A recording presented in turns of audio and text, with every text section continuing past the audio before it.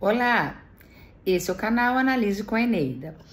Neste vídeo eu vou dar continuidade ao relato da experiência que eu tenho tido, ao longo desses anos, voltado para o trabalho em unidade de saúde que eu realizei.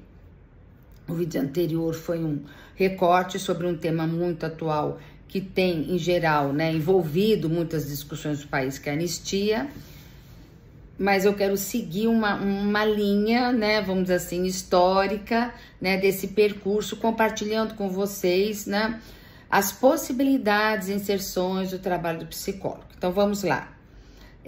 Após o meu trabalho, em hospitais, e eu já estava, clinicando também sempre desde o início, da minha pós-graduação, eu prestei um concurso para a Secretaria Estadual de Saúde do Estado do Espírito Santo, e quando nós fomos convocados, a assumir nossos postos, eu tive que fazer uma escolha, porque como eu já estava clinicando, tinha o meu consultório, eu trabalhava em hospital, e aí eu escolhi ir para uma unidade de saúde, que era uma unidade, era um centro de especialidades.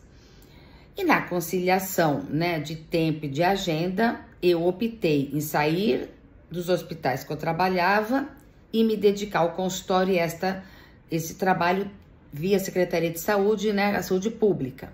Bom, cheguei lá, vi quem trabalhava, vi o que era feito, procurei os psiquiatras, o outro psicólogo, e a primeira coisa que eu fiz foi me apresentar aos outros profissionais. Inclusive, teve um dia que eu combinei e fui no contraturno, que era o meu, para fazer um levantamento das situações. Falar qual o trabalho que eu realizava, quem que eu atendia, como é que eu pretendia fazer, por quê? Eu precisava conhecer a natureza, e fazer um desenho social e da demanda daquela instituição naquele tempo, exato. E combinar como é que eles encaminhariam os pacientes. Então, o primeiro passo foi de reconhecimento de terreno. Bem, aí começaram a chegar as demandas, os atendimentos, E tinham profissionais de várias áreas, e as demandas começaram a aparecer, e eu comecei a tentar estruturar e desenhar atendimentos, porque os médicos me chamavam como que eu podia ajudar em determinadas situações. Recorrendo às minhas experiências anteriores, que eu já relatei nos outros vídeos, na residência de medicina geral comunitária, no trabalho de hospital e com a minha formação em psicodrama,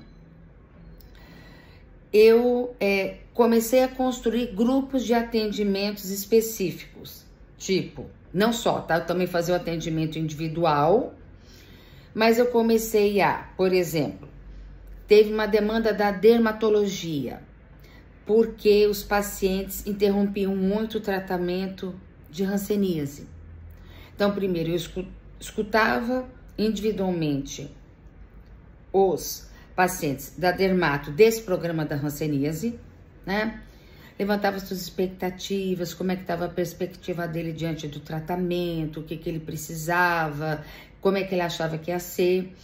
E tinha um dia específico em que a atendente da médica reunia todos e fazia a distribuição das medicações.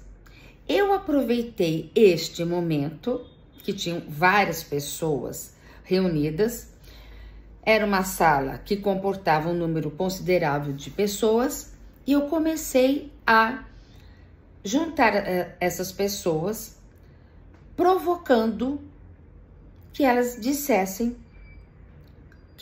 como é que elas estavam, o que elas estavam vendo de diferente, quais eram as dificuldades do tratamento, o que elas tinham que vencer, quais as resistências, como elas estavam sendo vistas, no ambiente familiar, social delas, porque a hanseníase ainda hoje tem ainda muitas reservas, Esse trabalho ele foi desenvolvido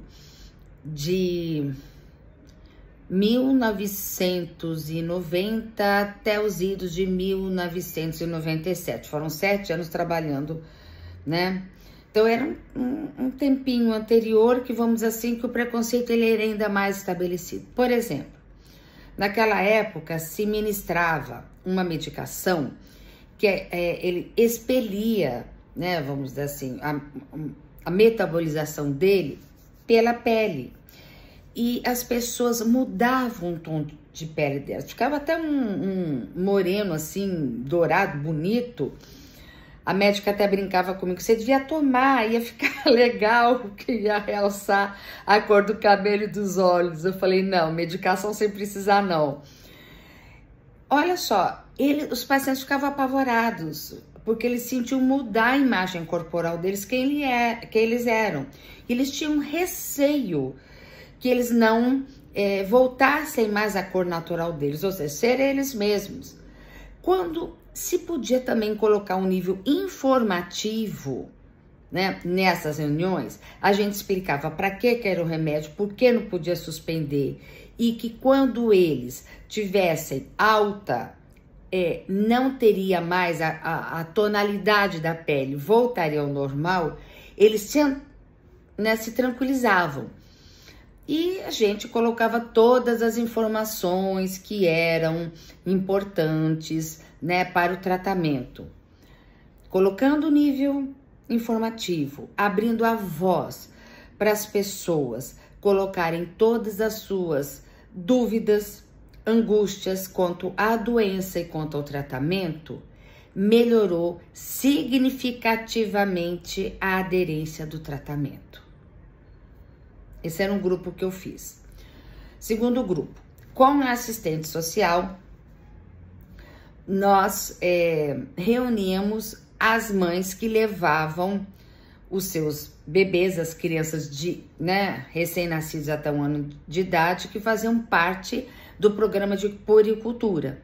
Então, no dia que elas levavam as crianças para a consulta ao pediatra mensal, nós também fazíamos grupos com estas mães e trabalhávamos o desenvolvimento da criança no 1º ano de vida, também com nível informativo, trabalhávamos o que era ser mãe, o que um bebê precisa, porque num ano de vida é uma explosão de crescimento.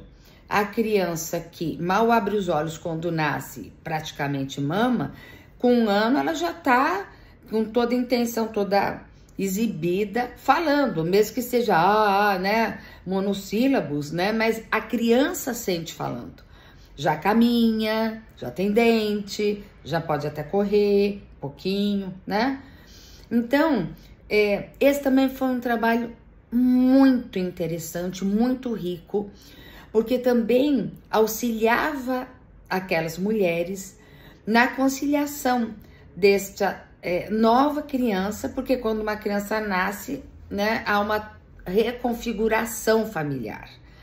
Então, a participação dos pais, como é que fica os irmãos mais velhos, a questão dos ciúmes, né, e todo o acompanhamento, o desenvolvimento, assim, e é um 1º ano que a mãe, ela tá muito próxima, né, a criança depende muito do adulto, especialmente da mãe. Tem o período da amamentação, a importância disso, quando desmamar. Então, todos esses temas, eles eram tratados cotidianamente neste grupo. Bom, um terceiro grupo que eu fiz foi o seguinte, que eu chamei de sala de grupo de espera.